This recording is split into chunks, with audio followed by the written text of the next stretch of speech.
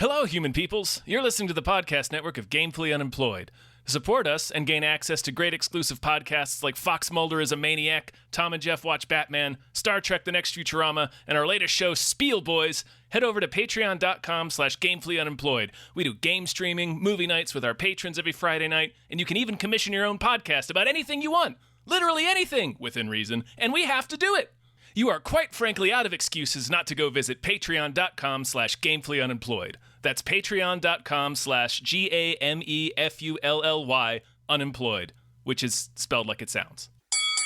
Who will survive? Wrestlemoviea, yeah, this is our life. Open up. Wrestlemoviea, fighting to survive like that, just like that. Welcome to Wrestlemoviea, the show where we talk about the swolest theater kids of them all, pro wrestlers, and the movies that they make. I am one of your hosts, Hulk Logan Trent, and joining me is my co-host, and his name is JPR. And the reason that we're going with that is because today's movie is 2010's direct-to-video masterpiece, Wrong Side of Town, starring 3 pro wrestlers. 3? One of which is Mr. Monday Night, Rob Van Dam. Oh, I love Rob Van Dam. Dave Bautista. And then I was surprised because I had no idea who was in it, but halfway through the film, we had a Big Daddy Viscera appearance. So, yeah. Oh, is he the guy at the gas station? Yep. That was he Mabel? the dude. I was like, is that Yeah. So, yeah. Whew. Man. This is certainly a movie Oh, that yeah. they made I thought and that they filmed and released. like last week, it was kind of, I don't know if, this is, like, we really thought that the Marine was just going to be a jobber, and then I picked this one, and man. So let's get to what the plot of this movie is real quick so Is there people one? know where we're coming from. Rob Van Dam is a retired or inactive Navy SEAL who is also a landscaping architect. So he has new neighbors in his Louisiana house, and they come over and they invite him and his wife out to a night on the town at a very cool, hip, and trendy nightclub that his neighbor supplies liquor to. They go to said It is nightclub. a Chinese and... restaurant / nightclub. Oh, we'll get to that The part. Mayan. So it's just all over the place. At the nightclub, RVD's wife is almost raped by one of the co-owners, who has a very weird familial black background that we'll get to. RVD stops it. The guy lunges at him while coked out of his mind and falls on his own knife, killing himself. So his father-brother decides to put a $100,000 bounty on RVD's head. And the rest of the movie is RVD just trying to get home, while numerous street gangs that look like they popped straight out of Streets of Rage, Final Fight, or whatever 90s beat 'em up you want to include just chase him down. Or your local methadone clinic. Yeah. There's a lot of skeevy, skinny white dudes.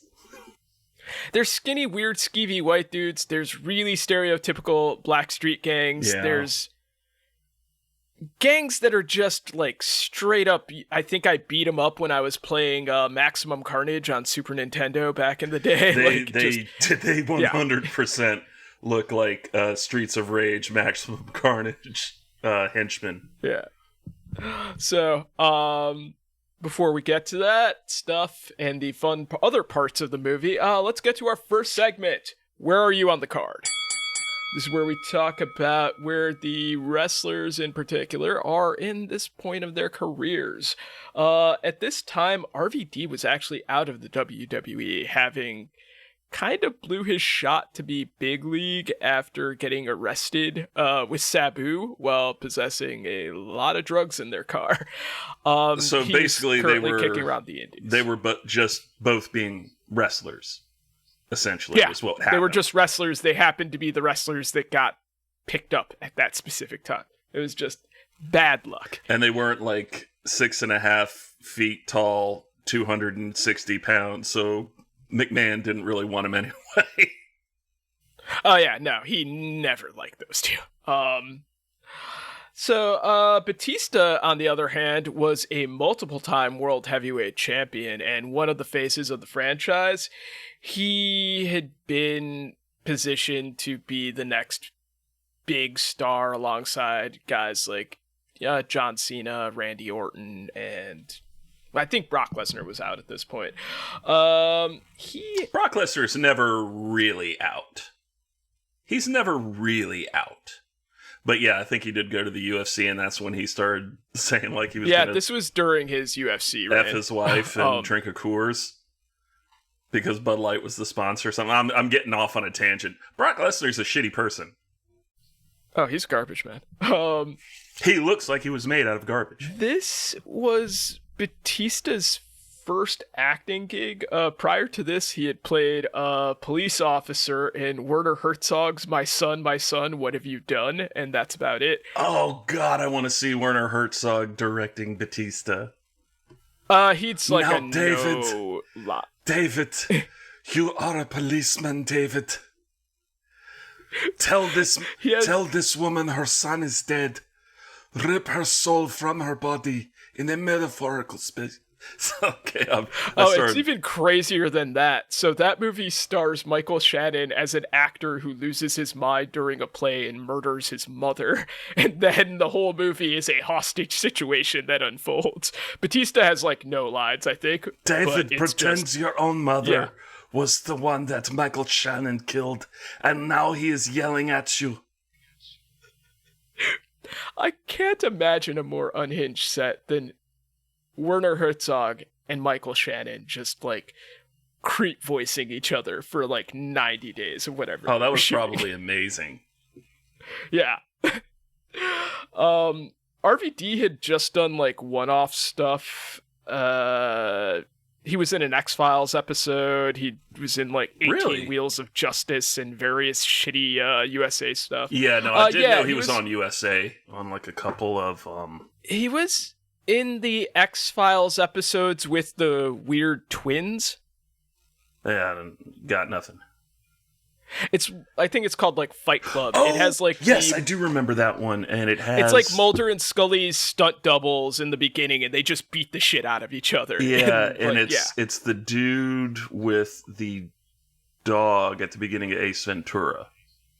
Yes, I think yes. Okay, now I remember. Viscera was out of the WWE, thankfully. Just one of my R.I.P. Yeah, R.I.P. We're gonna be saying that a lot on this show. Oh yeah, this is not the first wrestler who has died. This will definitely not be the last wrestler who has died. So yeah, that's pretty much it. Just like they were all kind of in weird places. Like this is on the tail end of his career. I think this is just a couple of years before he dies. RVD is just bumming around the indies. This is before he would go to TNA and just to be clear, RVD was not the one. Is not the one that is passed. It is Viscera. Big Viscera is Viscera. Dead. Yeah. RVD's doing fine right now. Yeah. Although actually not really, because Sabu just died recently. Yeah. And that was his best friend. Yeah. I loved Sabu and RVD. This fits in because we're talking about where they are on the card. I wasn't as aware of ECW, but my friends and Tom, my brother, obviously were into it, and they were always talking about, hey, yeah, RVD's awesome. RVD's great. And WWE buys ECW, and let's be honest, none of those guys were going to make it high on the card. I mean, except the Dudleys, because the Dudleys are just insanely good. But yeah, he just bought out his competitions, basically like, I'll take Paul Heyman and the Dudleys, and I'll figure out how to get rid of the rest of you later on. So Chicago was one of the first areas to get ECW TV outside of like Philly. Okay, so, I was about to say, I thought it was a Philly production. Yeah, so I got that, like, it was like at like 2 a.m. on WCIU. So I was just all in on RVD because he does hardcore stuff, but he's just an actual good wrestler. And then Sabu, same thing, but also Sabu's Middle Eastern, so I was just popping for him right away. Yeah, and he's a son or nephew of the Sheik, correct?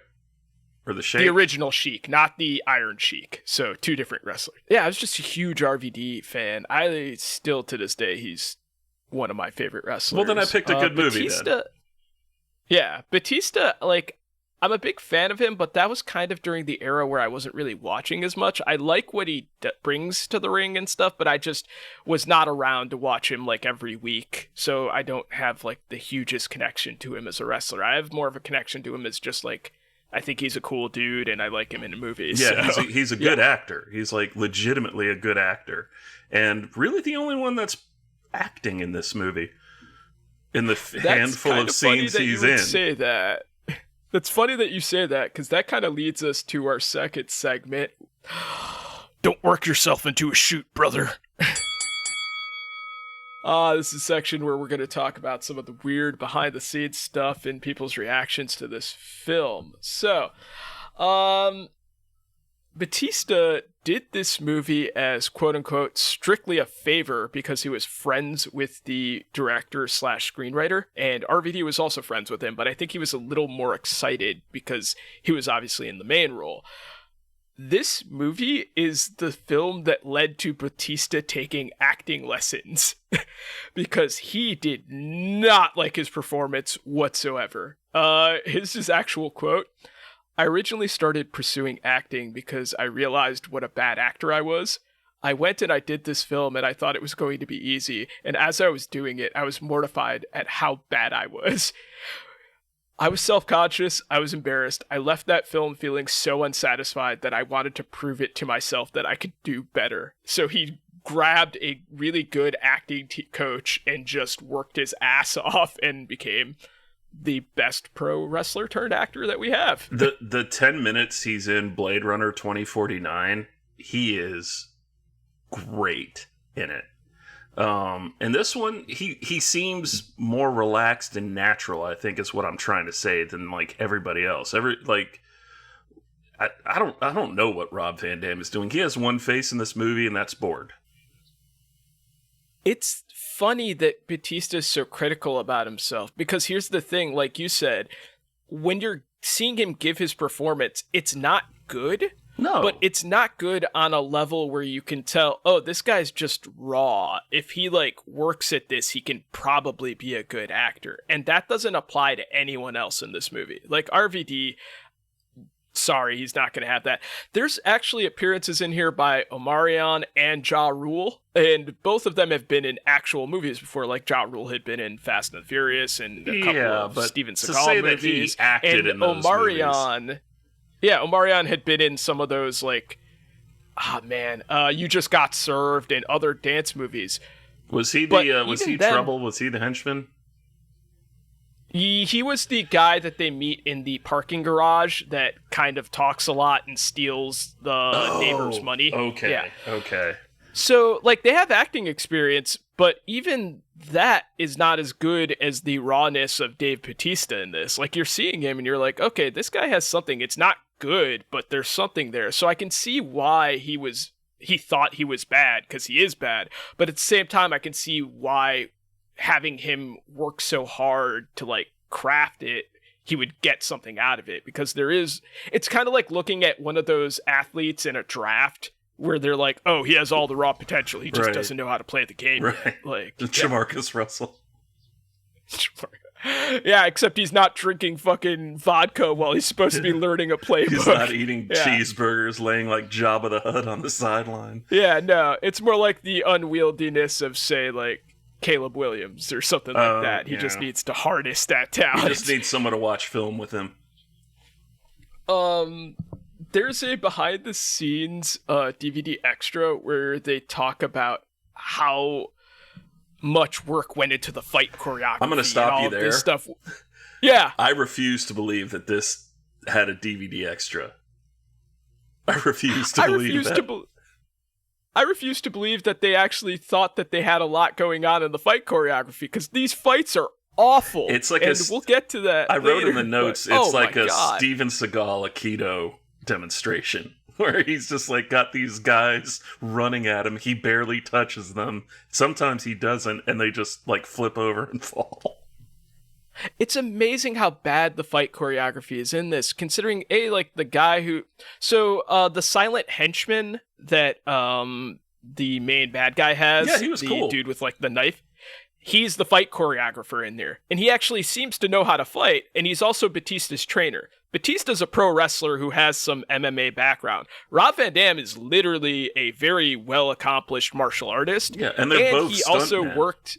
I mean, like, Yeah, that's Rob a Van wrestler Dam is had essentially done- a stuntman. Rob Van Dam had done Black Mask 2 prior to this, where he got to work with, what's his name?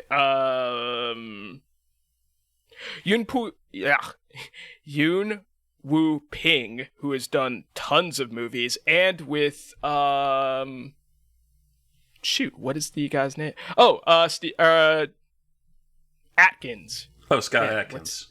Scott Atkins. I wanted to call him Steven Atkins, but Steven Atkins also a great martial artist. So it's not like he doesn't know how to do fight choreography for movies. It's just terrible in this film. And the fact that they did a DVD section on how good the fight choreography is fucking hilarious. That's bold. That is bold.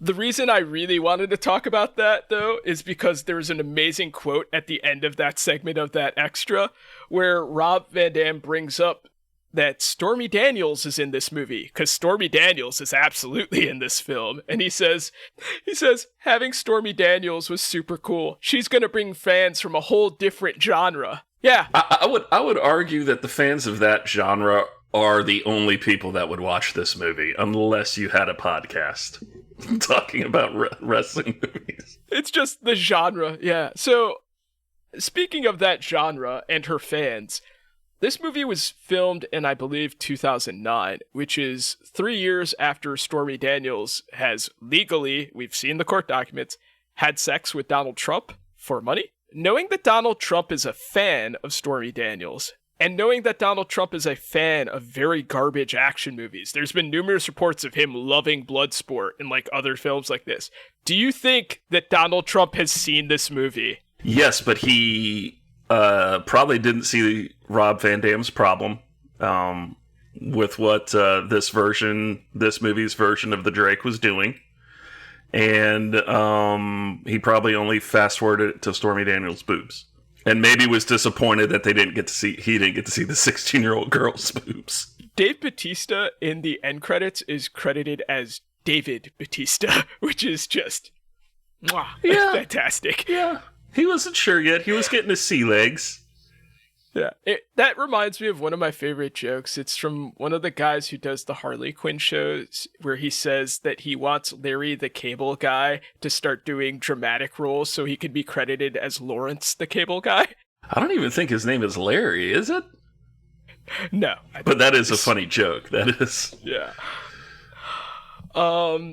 In a 2009 interview, RVD said he'd be flying out to shoot Wrong Side of Town Part 2 in June. How long ago was that? A quick check of everyone's IMDb shows that movie was never made, so I really hope whoever booked that flight got a refund on that ticket. Ooh. I think maybe he was just using that as an excuse to go down to New Orleans. They flew him down, and he didn't even go to the meeting. He just went straight to Bourbon Street. From the notes, I think it might have been planned as a trilogy. So, yeah. Oh, thank God. Just like Favis. Yeah. just like the movie you brought up earlier, Streets of Fire. Streets of Rage. That's a video. Oh, game. Streets of Rage, but Streets of Fire. Streets it's of the Fire same is thing. Also an incredible film. It's the same Streets of thing. Rage and Streets of Fire are the same movie, pretty much. So I think that's all the behind the scenes stuff, which takes us to our third part. Ooh, yeah, the cream of the crop. Man, there are a lot of scenes to talk about with this film. Oh, okay. God. Yeah, there are. One thing that I really loved is just when RVD and his neighbors go to the nightclub. He hates his neighbor, by the way. Huh? He hates his neighbor, by the way. Like, the second he introduces himself to him, like, RVD just is just like, fuck, get this guy out of my goddamn house. When he talks to his neighbor for the first time, it's not intentional, but there's enough stacked on there that if I was the neighbor, I would think that RVD was a racist because his neighbor is black. So the first thing RVD says is, RVD's daughter is getting out of swimming in a pool and she's just wearing a regular, swimsuit. And the neighbor comes by and introduces himself and he's like, "Hey, cover up." Yeah. Shit like that. His neighbor hasn't looked at her once. Yeah, he's like, "Thanks for assuming that I'm a lecherous man." And that, like, everything by itself, okay, maybe, but it immediately is followed up by his neighbor saying, like, "Oh, nice chainsaw," because RVD's, like, working on some hedges and stuff in his yard. He karate chops. Landscape architect. He karate chops a hedge. Yeah, and RVD's like, "Yeah, you could borrow it sometime, but you need some ID if you want to," or something like that. It's like, I need an ID and a major credit card. Yeah, like, okay, because, you're gonna steal it. Yeah, he asked to borrow a hammer. Mark II. And then RVD's neighbor politely is like, "Hey, yeah, me and my wife are going to this cool nightclub. Do you and your wife want to go?" He's like, "Nah, I don't like going downtown." And it's just like, okay, I'm starting to get the sense you might not like black people. Like, it's each one of those things by themselves, maybe not racist, but as a brown person, if I had all of those three things back to back and this is the first time I met a dude, I would just assume he's a racist. Yeah, and like I think I did a note about something that happens later on. Okay, is this worse writing for black characters than in the Marine? It has the same level. We'll get to that because that's a definite thing. Yeah. Oh my god. Man. All right. So let's jump into there. So after RVD's on the run, they get held. RVD, his neighbor's wife, and RVD's wife get held up in a parking garage by Omarion and a couple of other black street gang members who just happen to have GPS. Yeah. For no reason. Omarion basically starts talking shit to the neighbor guy because he's basically he's very, very nerdy. Okay? Yeah. And he robs square. him, steals his wallet, and Omarion keeps calling him the N-word and is like, "Why are you hanging out with these white people? You gonna like this stuff?" Yeah. RVD disarms him, knocks him out. The guy steals back his wallet, doesn't steal. I mean, he reclaims his wallet and everything there. And then he has this line, which is, where is it? "We came a long way from slavery to Obama. Stop using the N-word. It's disrespectful." First off, like... Yeah. Yeah. If a black writer wants to make that statement, then okay, by all means, that's your culture to talk about. You can't, as a white person, write that line for a black person to say to another black person when you're the one filling your script with the N-word for black characters to say. I'm gonna venture a guess, Logan, in that the writer is not white, or is not black, rather. No, he's white, and you see him. He's actually in the gasoline fight at the gas station. Oh, that was so funny. He's the head dude with the padlock chain necklace. Oh, that's him? He looks like a music video director. That is the writer-director. Did he direct music videos? Because, because this seems like a movie. He's just directed shitty films. Yeah. This seems like a movie that was directed by a music video guy. Yeah. Oh, my gosh. Yeah. But, yeah, it's rough. Yeah, it's rough. It's like rough in the opposite way that the writing in the Marine was bad. I'll say it's better than the Marine one because the Marine one was clearly just trying to make the black character look like a buffoon. Yeah. While where this is like just a white person trying to do social commentary and family. Where the heart's in the right place, but you're not the person. Yeah, you shouldn't. And you're also the one. Yeah. So at the nightclub, on the top level is like the restaurant thing. We're and like, they all yes, get... again, they invite them out to Chinese and they take them to Oh this. no, it's Japanese because they mentioned sushi numerous times. Well, they say Chinese. So, they say Chinese. And they like, I wouldn't eat anything at this place. First of all, he goes to it's like a John Wick warehouse club. Nightclub it's sushi loud at as like shit. 11 a.m. Nightclub sushi at 11 p.m. is a risk at any place, not to mention a weird-ass nightclub. My favorite part about that, though, is in the background, there's a dude who's yelling at his date about how to use chopsticks, and she keeps, like, messing up, and he screams at her, "You look like a tourist!" Which... This is Louisiana. Like, is Louisiana really famed for its tourism that's there for Asian food? I did like that. I did like that though. But it's because there are guys like that. But still, I guarantee you look though, like a tourist. I guarantee you though, he's like calling it. He's like, "Isn't this ridiculous?" But I was like, I guarantee you, because of the we've come a long way from slavery to Obama line. I guarantee you the director is that guy. Yeah.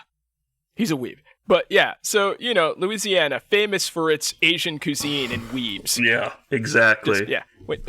And their Chinese restaurant nightclubs called the Mayan. It's like, what the fuck? Also, this is I realize the budget wasn't incredible on this movie, but this is a nightclub filled with the lamest people imaginable. It just is like wall-to-wall wine ants and just weird. Like, Michael Bay at least has the common sense to fill his nightclubs with people who look like hot and like actual nightclub goers. This just looks like the parents and cousins and friends of people who filmed this. Yeah. Because they're all just the most mid-Facebook wine ant people. Yeah. Like, it's just really weird. How is this the hottest nightclub in town? Like, well, I think they take care of that because, again, Ethan, the guy who's... I'm not even going to compare him to the Drake in the Marine, because the Drake in the Marine is just so much better. But that's an insult to him. But when he does all that coke and he goes out on the dance floor, it's like the women he's talking to are blurred. He's got like blurry vision. Blurred, and they're also in their 30s and 40s, and he's like 22. Well, yeah, it doesn't. And that was another thing that was weird about him coming on to RVD's wife. Like, it struck me as a little odd. I'm like, really? Okay. I mean, like, she's an attractive woman, but it's just like, maybe he's just into older women. I don't know. Like, yeah, you figure he'd be like. She is dressed. Seems like the she's guy dressed who would be... also like the mommest mom that ever mommed. Like, yeah, she's dressed in the most, like, normal mom tradition, just regular mom look. He looks like a guy who should be letting in underage girls or creeping on, like, college sorority girls. Yeah. It's a very weird setup. And he must be snowblind out of his mind. I'm not making a comment about the actress's appearance. She's a beautiful woman. I'm not saying, like, we're not shaming her. It's just like, that's an odd target for this young man. For where you're going with the story, it's a very odd decision. Yeah. Like, yeah. It also complicated, too. Like, why wouldn't you just have RVD's daughter sneak in there with a fake ID? That would just make more sense. Like, there's tons of different ways to work it in there. Yeah. Oh, speaking of clothing, though, I love that they go there. Are you talking about, like, RVD's Ed Hardy shirt? RVD, his neighbor is wearing a blazer with just the most cheapest, like, $5 Walmart polo and khakis. And the wives are dressed like they would for a nightclub if they were, like, in their 40s. Well, no, the younger RVD is wearing a bedazzled white t-shirt with a bedazzled cross on it. Yeah, it's an Ed Hardy shirt. It's like the thing like Bill Hader wore when he's being Stefan on Saturday Night Live. He's the only one who seems to understand that they're going to a nightclub. He's like, yeah, I'm dressed for this. That just clicked. This is a club that Stefan would recommend that people would go to on SNL on the Weekend Update. They've Mine got has everything. It has Guys everything. who yell at people about how they can't use chopstick. Yeah. Coked out little young boys who stab themselves in the heart after trying to assault RVD's wife. They've got Chinese Pro wrestlers food. who can't act. Yeah, Chinese food. Moms. The guy that runs it looks like a manager at Red Robin. Oh man, but that is one of the clubs. It's just that come to life. Yeah. It's just so yeah, RVD is the only one dressed for this. Everyone else is dressed like, I can't express enough how out of place this looks as a nightclub that is supposed to be the hottest club in town. And how Yeah. out of place Ethan looks when he's trying to like mac on women. And apparently like his brother keeps saying like, yeah, you gotta stop coming on to all of these hot customers and stuff. It's Why did they do that? like, Just as like an offshoot, why did they do that? Because I know we got to speed this up because we have to get to the main event. But this movie just raises like, why make him a father brother? Why not just say it's my brother or it's my son? Like, why do you have to do that? Because the reveal does nothing. It does nothing. yeah, so the reveal is that this whole time we thought that was his brother. Then it just randomly turns out, oh, that was my son that I had when I was 16. It accomplishes nothing. It adds nothing. It's the most bizarre, like, just reveal to have a reveal. Like, he thought that he was adding pathos to this whole story because he's like, I'm going to kill RVD's daughter because he killed my son. It's like, I don't care about any of these characters, so Yeah. there's nothing that's shown there. It's just a Yeah, weird okay. reveal. That's why we, Kill her. She sucks. Like, yeah, that's why we keep calling. she him, pretended that she father drowned at the beginning of the movie as a joke. brother. Yeah. What a shitty kid. There's a scene where this is after like a couple of attempts where people have tried to take out RVD. So the crooked cop who works for the head bad guy tells him, you gotta stop tearing this town apart. They don't tear apart anything. Like, it's because the budget is so low. Every single time they go after RVD, no property is damaged. So there's the part are you talking where about he the meets casual, guys in the slow parking- motorcycle chase at the end of the movie? Where Yeah. they're going like 15 No, miles an at hour? any part of the movie. When they first catch RVD at the beginning, when they're on the expressway, RVD's car is the only one there. They chase him. They don't hit like any other cars. They just slowly chase him into a parking garage. In the parking garage, no other cars get damaged. Right. When They don't have they're it in at the the bottom budget. of the parking garage, Omarion pulls out the gun and they hold him at gunpoint. RVD just knocks him out with one punch and then steals his car and drives away. So literally at every time where they have an interaction with at the gas station, RVD pulls out the gas, throws it on Big Daddy Vis, and then they just run away. Nothing gets damaged again. He squirts so every him. time they have an encounter, He squirts one man or- with gas. I'm sorry, I just need to get this out. He squirts one man with gasoline and then holds up a lighter like it's like they're vampires and this is a holy cross with this look on his face. yeah, It's just at like, no I'm serious, point- brother. At no point do they destroy or do any property damage or anything. If you had just been like walking out on a night in the town and came to that exact location that they had been 3 minutes earlier, you would have no idea anything had happened. So the thing that has the most damage is when RVD is climbing up that ladder and they shoot at him and he falls and he bends the top of the dumpster that he lands on.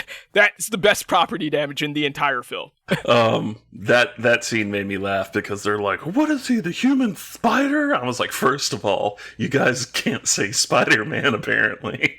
And second, it's a ladder. It's not like he's using magic. He's climbing a ladder. He's gonna, and they like shoot him immediately, and then they run away like RVD's gonna tell their moms or something. I can't tell if that human spider line was actually like a throwaway joke to Raimi's Spider-Man, because when Toby comes out to the ring in the beginning, he calls himself the Human Spider, and then Bruce Campbell changes it to Spider-Man.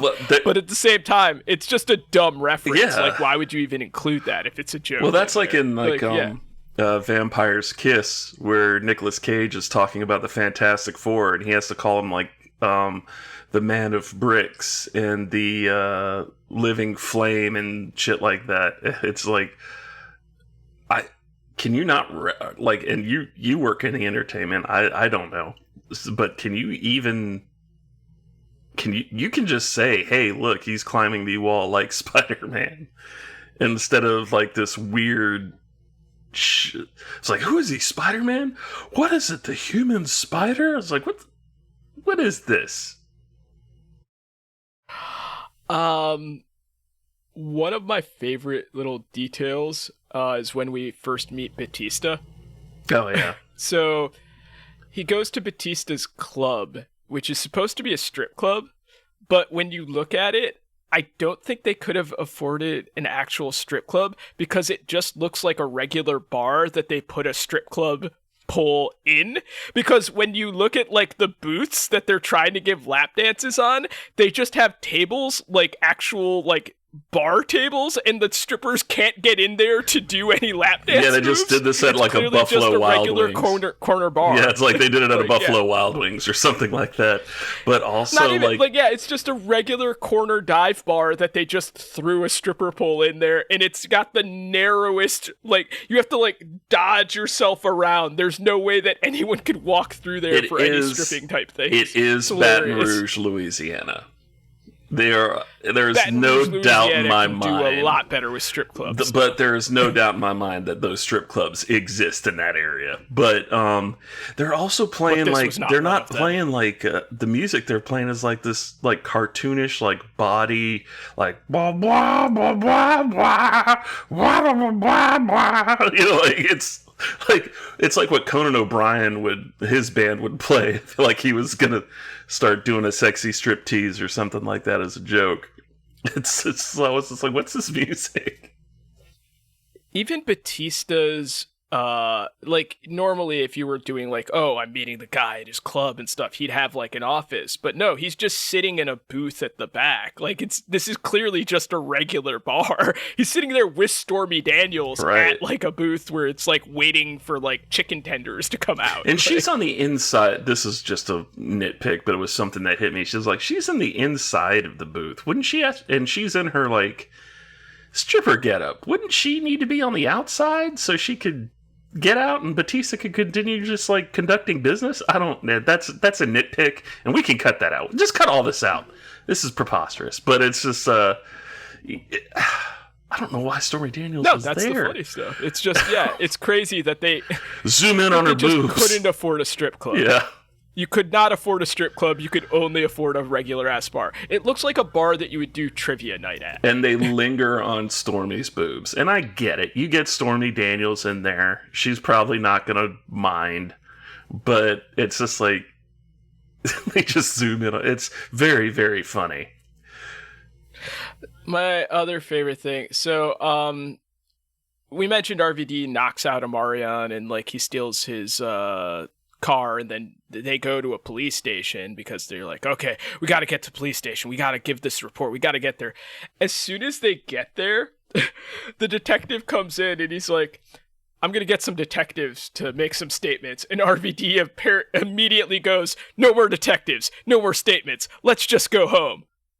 Why did you go to the police station then? It's like, but you've been shot, let's go to the hospital. No, it's fine, I'll walk it off, it's fine.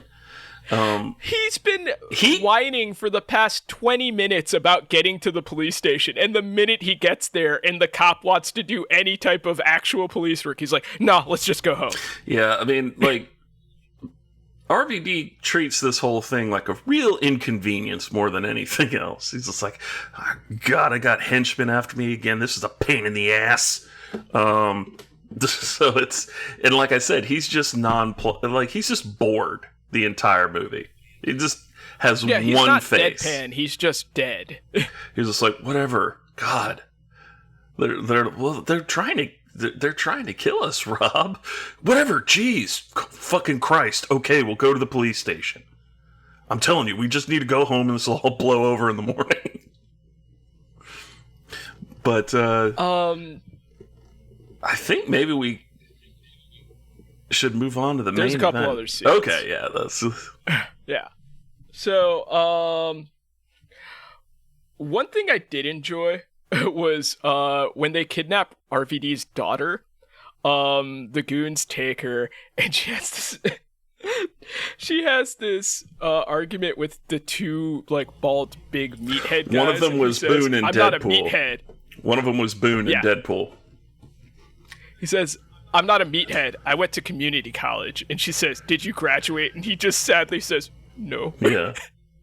No. Which is a great line. But then, like, right after that, she, like, faints having to pee so that, like, they'll take her to go to the bathroom. And she just immediately kicks this dude in the nuts, and he just screams. And he's, like, 5 feet away from everyone else, and no one reacts to it because they didn't have the budget for, like, a bigger set. So he runs and grabs her immediately, and then he's like, she tried to kick me in the nuts. They're like, what? How? Like, something her dad taught her, apparently. Yeah. My dad taught me to rack somebody in the nuts. It's like, what the fuck? It's like, that should just be instinct, really. That's all he taught you? When he saves his daughter, he immediately makes her hide in a dumpster. Just literally turning her into a dumpster baby. Just fantastic. Yeah, So, which Seth finds immediately, because apparently Seth, who is the villain, is checking all the dumpsters in the area. Where would I hide my kid? Oh yeah, the dumpster. I mean, Ethan would hide him at the dumpster because that guy is trash. Get it? God damn it. God damn it. Jamie, cut that out. the ending is insane. So Batista comes, he saves RVD. This is after he had saved him earlier by shooting Ja Rule in the head, because Ja Rule was in this movie for 2 seconds. Just the cheapest paycheck you could ever get. He comes out. Chef's kiss. Yeah. If you guys hate Ja Rule, just fast forward to that scene, because he's talking tough, and Dave Bautista's like, oh really? And shoots him in the face. Yeah. So RVD breaks the main bad guy's neck. Then Batista comes and he just... Huh? Does he? It looked like he was leans checking on his it and he pulse. just cracks it. It's very tiny. So he kills him, and then then the hench dude comes out. Batista nails him just down and stuff. And RVD's daughter, who's been a lunatic this entire film, is just immediately like, oh, that's the coolest thing I've ever seen. Yeah. Also, Dave Bautista's tattoos are so cool. She's just really all in on this murdering rampage. Oh, he's so cool. And that's what they thought too. This Dave Bautista fights that one dude with like shitty rap rock playing in the background. It's funny because they try to do this like Kali knife fight, and it comes off as them just slap fighting, which they is literally hilarious. do the like two rabbits like fighting over a lady. It's the level of slap fighting you see in like a Bravo fight for like Real Housewives. Yeah. Just slapping frantically at each other. The fight choreography is so disappointing in this movie. This movie, like, the plot is not. The plot is just very basic. Yeah, it's Judgment. It's Judgment Night trying to kill him. Yeah, it's Judgment Night with married couples. That's all it is. Yeah, all you need is just good fight scenes, and they couldn't do that. Like, that's not a hindrance of your budget. That's you just not being creative enough as like a choreographer or as a director to have interesting fight scenes. Yeah, like. Yeah. That was... There's been movies with cheaper budgets than this that have had better fights than this. I'll say that. I can't really say anything else. Well, any other scenes you want to bring up? Let me check my notes real quick. It's filmed in location at the same office park. Yeah, like, so was Rob Van Dam's thing sunglasses? Was that one of his things when he was in the ring? Oh, okay.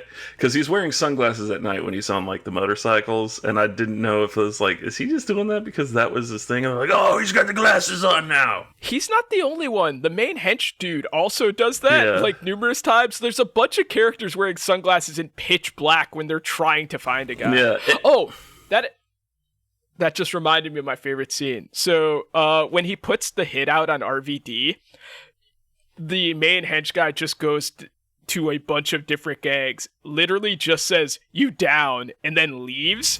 Yeah. And they're like, "Yeah, we're down." He never tells them what they're down for. Like, he'll like ride up in his motorcycle, just say, "You down," Yeah. and they say, "Yeah, we're down," and then he just goes away. They have no idea what they're. Yeah. There's no communication as to. Oh, we gotta kill go the get guy? RVD. I thought we were going to the movies. Yeah. What the fuck? I'm not down with this. Well, you said you were down. That's legally binding now. You have to kill RVD. There's also the lamest version of the John McClane treating your wounds. In this, RVD, he gets shot and he goes back home and he's trying to patch himself up. But he just gets like a regular first aid kit and he takes out this little gauze pad of alcohol, like that has, it's like the size of a Stridex pad, and he just puts it over his bullet wound. It's like, and then he takes it off, pulls the bullet out, and then does it again. And it's just this, like, if you've had a paper cut and you've cleaned it, it's been more rubbing alcohol than you've had on there. Like, the amount of pain that he's doing. It's like someone It's gave him a titty hilarious. twister instead of like he having a bullet hole in his shoulder.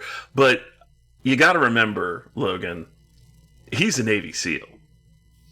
Oh, yeah. He's they a mentioned that Navy numerous times. SEAL. Yes. We go to the hospital for bullet wounds because we're woke little soy boys. He's a Navy SEAL. So all he needs are a set of pliers and some Noxzema patches, and he's all good to go. There's no way that that's preventing the infection that he's going to get in like 3 days. He's going to be dying of sepsis. Yeah. Like, No, I don't need to go to the hospital. after he does the little Noxzema pad of like rubbing alcohol, he takes out a syringe and they don't really tell you what it is. Oh. And he pulls down his pants and like He's done sticks that a needle before. and just injects it in his thigh. And my immediate thought is like, oh yeah, that's not the first time a pro Yeah. wrestler has done Yeah. that type of injection. Yeah. It's They like, don't even tell you what it is either. It's just like, oh yeah, it's probably they don't tell you steroids. what it is. It just looks like he's getting like, oh, I need a roid break right now. RBD's like, I was like, hey, can you give yourself some painkiller? Oh yeah, I need to top off anyway. It's so- Yeah. Like, I've never seen a movie where they do like painkiller like that. Like, usually it's like popping a pill or something like that. It's just he literally injects himself like he's getting steroids or in the putting ass. it in the area of the wound. Yeah. It's like you're putting it in your Yeah, ass. no. It's just like that was the most convincing acting Rob. I did have that in my notes. That was the most convincing acting Rob Van Dam has done in the movie. Yeah, definitely not the first time Yeah. a pro I wrestler. was like, oh, that looks very natural. That is. It's almost as though he has experience. Again, nothing against RVD. Seems like a good... Well, except for his thing on the plane ride from hell, because it sounds like he was like very uncomfortable but didn't do anything about anything that was happening. But that's separate from this. That's another story. But yeah. Another thing that made me laugh, this is probably the final part, but it's like, they have to ditch their car because they're like, yeah, everybody knows what cars is. We got to ditch that car. And when they're leaving, the neighbor keeps hitting the car. I thought that alarm, was like, funny. numerous times where it goes, "Beep, beep, beep, beep, beep, beep." And when they walk off camera, he's still doing it, and it makes the car kind of look like a sad dog that just got abandoned because it's like, "Boop, boop, boop, boop, boop, boop." I did think that bit was genuinely funny, though. I did think it was genuinely funny because he's so paranoid It about looks his like car. an abandoned dog. He's just making double sure it's locked. I mean, that is what a Mercedes owner would do. So, well, I think we've mined this. I think we've mined everything on this movie that we can. It's shown us what we have to offer, or what it has to offer, rather. Which brings us to the main event. So, this movie will be going up against our current champion, John Cena's The Marine. The Marine. So, I gotta say, this is gonna be a little bit weird. One of my big problems with The Marine was just how boring it was. It was so incredibly boring. There was just a lot of scenes of just John Cena running Through the woods, and then yes. just yanking John Cena's wife and like talking and stuff like this. This is not boring. It's bad, but bad enough in an entertaining way. Every scene is bad, but it's bad enough where you're laughing at how bad it is. The Marine does not actually have that. I think that I might have enjoyed this more than The Marine. And that's before we get to the Dave Bautista of it all and you seeing like the little egg that's Dave Yeah, that Bautista was about fun. to hatch into an actor. He shows more as an actor in this, even though he thinks he's terrible, than Cena does in The Marine. Yeah, I think that's just because I don't think like obviously I don't think he's a Navy SEAL turned strip club owner, but I think like the character is a little bit more Batista than John Triton was to John Cena. But the only thing that I would push back on that, because like I actually had kind of a crisis, well, not a crisis, because this is a good thing, because automatically I thought, well, anything's going to be better than The Marine, and then I watched Wrong Side of Town. And it was, and by the way, guys, it's on YouTube, and nobody seems to really care about taking it down. So It's been on YouTube. It's been on YouTube on an upload that's like 3 years old, has 1 million views, and no one cares enough to file a copyright claim on it. So you can just watch this right now. Also, I think it's on the CW app. It might be. Oh, that's a weird place for this thing to be. The CW app. We have a bunch of teen dramas, superheroes, and Wrong Side of Town. But I was watching and I was like, man, the Marine might actually pull this one out. And I think in a way it kind of, you say that that this wasn't boring. I steadfastly disagree. Because aside from the banging opening credit scene with that shitty ass James Bond opening and that wrong side of town on a wrong. I was like, fuck yes, let's go.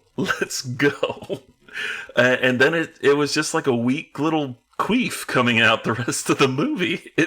The fights were bad, and that makes it boring. And The fights were bad in The Marine too, though. Yes, but you had Robert Patrick in The Marine. Robert Patrick in The Marine, Dave Bautista in this. And if you look at their screen time, Robert Patrick has a lot more screen time. And his character, while being preposterous, was entertaining. So your vote is for The Marine on here. I think there needs to be a discussion because, like, so what else do you weigh in? Okay, those satisfying death in Wrong Side of Town. Ja Rule getting shot in the face because it's Ja Rule, and I'm not a rap fan. I am a rap fan, and Ja Rule is not a rap. Look, Ja Rule, so let me put it this way. This would be 50 Cent's favorite movie. Yes, I did listen to that It would diss be track so with funny. him, Eminem, and Busta Rhymes, which is one of the funniest things I've ever listened to, especially the Busta Rhymes that's part. not even the funniest. That's not even the funniest thing 50 Cent has done to Ja Rule. No. Like, are you aware of his feud with him? Like, 50 Cent rented 50 Cent bought out the first 2 rows of a Ja Rule concert. That way he would have nobody in the front rows cheering him on. Like, it's such a petty, great move. 50 Cent is literally one of the funniest comedians there is, just based off of his... Also, he's aware that, yeah, he could do this to me, but there's no way that Ja Rule has enough money to buy out the first couple rows at my concert. But yes, he gets shot in the face by Batista trying to act tough, and Batista's like, he's like, you go fuck yourself. Oh, really? I can go fuck myself? Really? And then shoots him in the face. So that's very satisfying, but is it better than the Blood Diamond bus throw?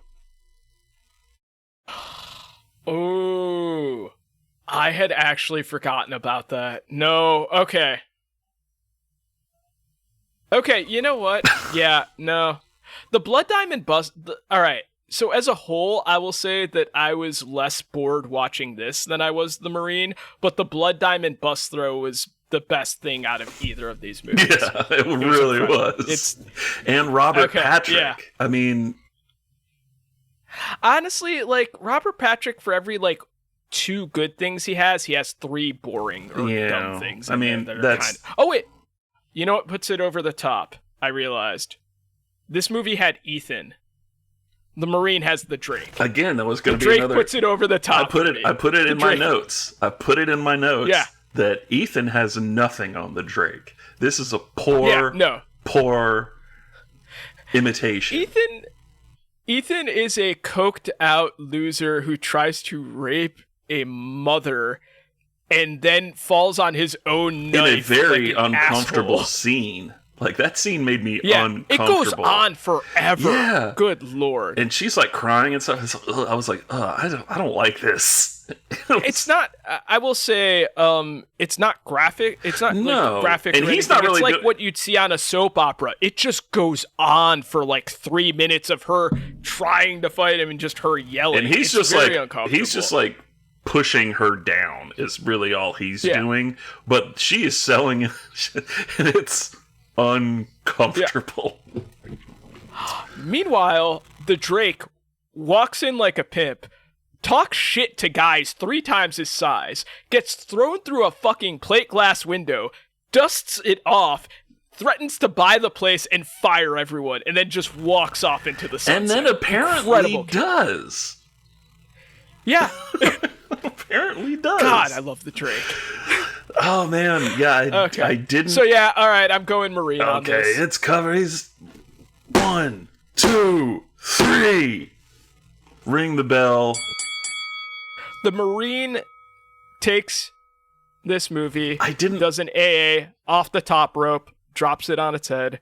Guys, I didn't think it would happen. I didn't think the Marine would survive its first thing, but good God, this like. I don't remember. Maybe it was because me and my friends were drunk when we watched this, and it was like 10 years ago. But I remembered it being more entertaining than it actually was. It was pretty bad. Rob Van Dam is just. I guess also it's not an actor. He's not. Well, Cena wasn't really he's either. He's a stuntman. He's not an actor in the Marine, but. I guess also because we kind of know where Cena goes from that, like, it makes the Marine suck less, because, like, well, I like John Cena, at least, even though he's not being Cena in there. And in this one, it's just like, all right, you've seen a movie produced by the WWE, now see one produced by, like, the ECW, and it's just, like, the same thing, only trashier. I guess or shittier rather. But yeah, the Marine gets the belt with the spinning dub on it. A salute to you, John Cena. Just like in life, inexplicably, you are once again the champion. This reign of terror is going to end sometime soon. Yes. Because we're going to pick a better movie next time. Yeah. I mean, no, this was a great movie to pick because it's just not. You don't want a paper champion for your inaugural champion. No, this is what Jared would call a real slobber knocker, Logan. It was a real slobber knocker. It's a slobber knocker because whoever wrote this had a concussion. Yeah, probably. I mean, like, he was probably like sparring partner with Batista or something like that. Batista felt bad giving him a concussion. He's like, well, I can put you in touch with RVD and maybe we could do a movie or something that I will not be in most of. There's one stipulation. I will be in 2 scenes and they will be right outside one another.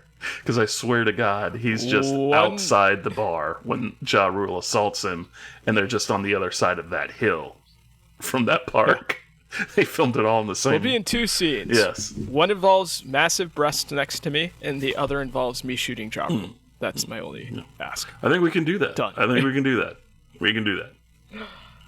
So, Johnny, you got anything to plug? Oh, well, thank you for listening. You're probably listening to this on Gamefully Unemployed, $5 a month. You can have access to my brother and Dave's podcasts, as well as, they, such as, Fox Mulder's the Maniac. They have a new one called Him Booze. Tom and Jeff Watch Batman. There's a lot of good stuff on there, guys, and it's only $5. And plus, you get to watch movies with them every Friday night on the Discord. Sometimes I'll be on there. I know, Logan, you're on there quite a bit. Sometimes I'll be on there. But you can go to patreon.com/gamefullyunemployed. We also do a podcast. I mean, me and my brother, also do a podcast called Screenplay, where we play through scary video games and, talk about them as how that relates to horror and video gaming. It's a lot of fun. So, yep. And you can follow me on Blue Sky at Johnny Rhymes. I'm on Blue Sky at the Logan Trent. I have a WNBA podcast with our friend Adam Todd Brown at the You Don't Even Like podcast network called WNBA. Excellent sport podcast. I'm a fan. Yeah, and also Don't Commit Genocide. Yeah. Try not to do that. plug. And Yeah. try not to do that. That's kind of big no. All right, say bye, Johnny. My God, goodbye! Somebody stop this! Somebody stop the damn podcast! Who will survive?